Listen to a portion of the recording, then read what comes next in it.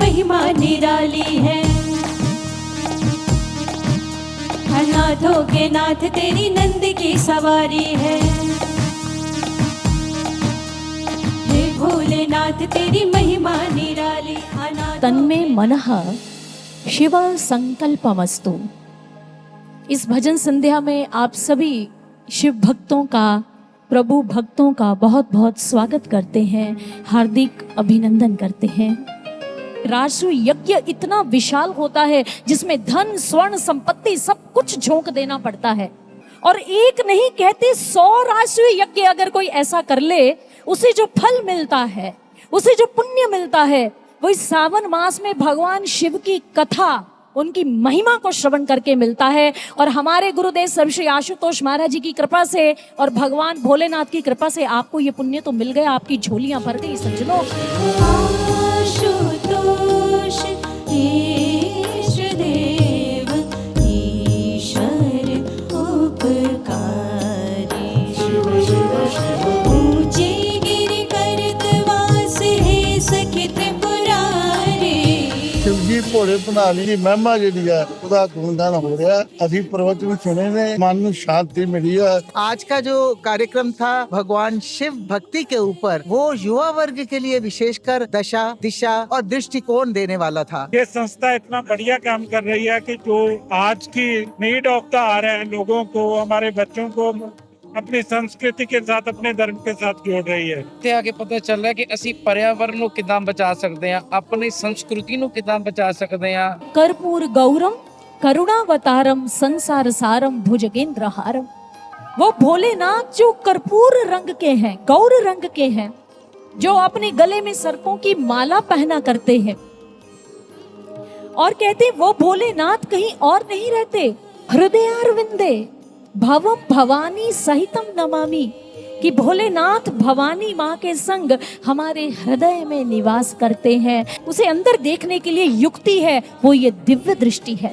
और यहाँ पर ब्रह्म का वास है, यहाँ ईश्वर दिखाई देते हैं, उनका दर्शन होता है। जब ये शिव नेत्र खुलेगा तो काम क्रोध अहंकार सब इसमें विलीन हो जाएगा। जितना प्रचार प्रसार दिव्य ज्योति जागृत संस्थान करती है और जितने बढ़िया कार्यक्रम इनके होते हैं और वेल मैनेजमेंट होते हैं, मैं नूरमहल भी जाता हूँ, वहाँ भी इतनी संगत होती है 7-8 लाख के करीब, और 20-25 हजार वॉलंटियर ही उनकी सेवा में लगे होते हैं और बढ़िया कार्यक्रम होता है। एक बहुत ही भव्य प्रोग्राम हुआ है, इसमें भाग लिया है और बहुत ही मन खुश हुआ है। बहुत ही उच्च कर्तव्य का काम हो रहा है और मैं समझूंगा ये होते रहना चाहिए। मैं इसका श्रेय गुरु जी को दूंगा। भगवान शिव स्कंद पुराण में माँ पार्वती से क्या कहते हैं? हे प्रिय पार्वती, जो ऐसे गुरु की शरण में जाकर मेरा अंदर दर्शन नहीं करता अपने अंदर, उसका किया हुआ जप तप व्रत यज्ञ दान सब कुछ व्यर्थ हो जाता है। और माँ पार्वती ने पूछा तो बताइए किस गुरु की शरण में जाना है? और उन्होंने कहा अखंडैक रस ब्रह्म नित्य मुक्तम निरामयम स्वस्मिन् संदर्शितं येन भवेदस्य देशिकाः। जो ईश्वर अखंड निर्गुण प्रकाश रूप में अंदर है, उसका जो दर्शन करवा दे पार्वती, उस परम गुरु की शरण में जाना है।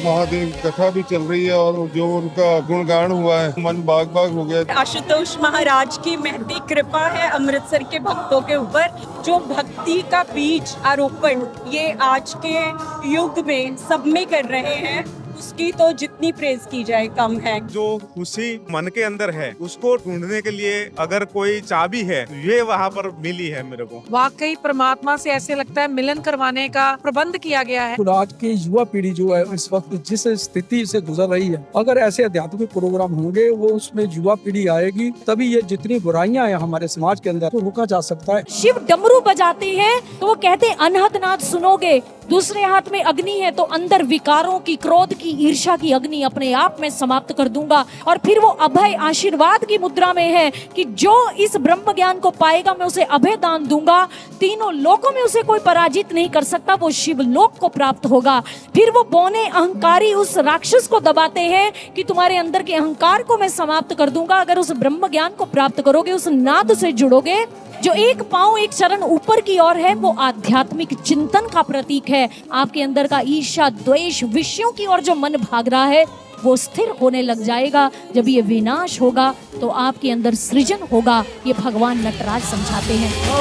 जय जय देवों के देव महादेव, जय जय देवों के देव महादेव, जय जय देवों के देव महादेव, जय जय देवों के देव महादेव।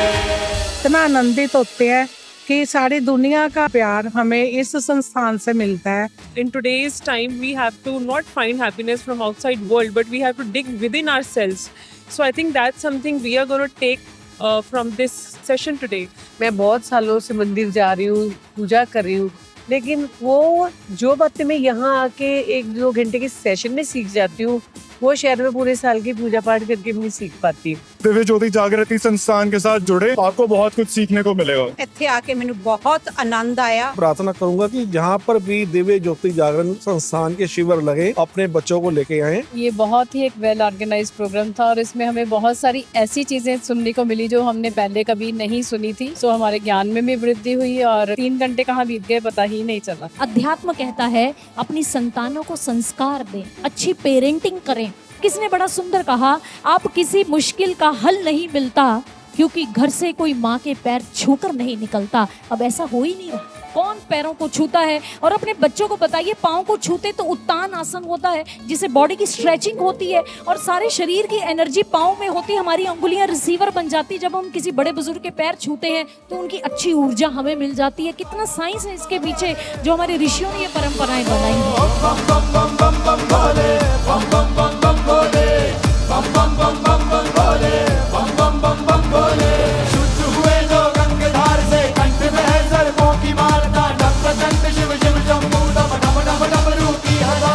और एकदम से ऐसे लगा कि जैसे प्रभु ने मुझे मतलब सावन की जड़े है ना गिफ्ट मुझे दे दिया। जस्ट लाइक मतलब भगवान बुला रहे आ जाओ। इनके जो प्रवचन है, जो साध्वी जी हैं और जो संगीत का उच्चारण करते हैं उनको मतलब सुन के बहुत अच्छा हमें लगता है। इतनी सारी माइंड में टेंशन चलती रहती है दिमाग में और यहाँ आके बिल्कुल ही फ्रेश हो गया। माइंड से जो बर्डन था वो खत्म हो गया। इनकी जो बातें थी वो बहुत एक्सपीरियंस से और हृदय तक पहुँच रही थी। यहाँ से बहुत कुछ सीख के जा रही हूँ। इस संस्था से जुड़ूंगी और ज्ञान जो है वो लूंगी। मैं आशुतोष महाराज जी को प्रणाम करती हूँ। सुना जरूर था मैंने, लेकिन पहली बार मेरे मन में इतनी अट्रैक्शन हुई है कि मैं एक बार नूर महल जरूर जाके देखूं। ऐसा लगा जैसे भगवान शंकर के हम दरबार में आ गए। ऐसे लग रहा था कि साक्षात शिव जी भगवान हमारे सामने है और अपने आप ही आंखें बंद होकर के उनको अवलोकन कर रही थी। मन गदगद हो गया कि बहुत प्रसन्नता हुई। कोई भेदभाव नहीं किसी चीज से, उसे उतना ही प्यार जो अपने गुरु जी के लिए उतना ही प्यार अपने देश के लिए। ये बात मुझे बहुत अच्छी लगी। पर जो इनकी वाणी में मिठास है, भजन में मिठास है, वो सुन के आनंद आ जाता है। बाकी महाराज जी की बहुत कृपा है